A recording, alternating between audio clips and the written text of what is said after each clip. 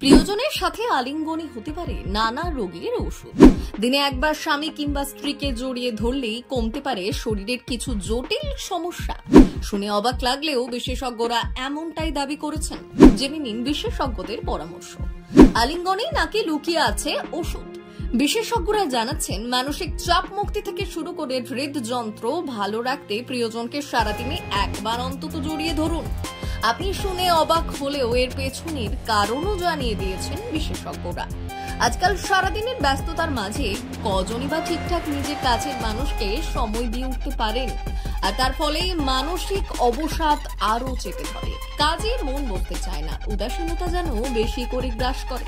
তাই বিশেষজ্ঞরা জানাচ্ছেন, প্রিয় মানুষকে সময় না দিতে পারলেও দিনে একবার আলিঙ্গন করার সময় নিশ্চয়ই আপনি পাবেন।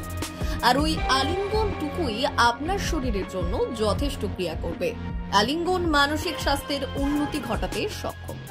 প্রিয়জনের সঙ্গে আলিঙ্গনাবদ্ধ অবস্থায় অক্সিটোসিন হরমোন নিঃসৃত হয়।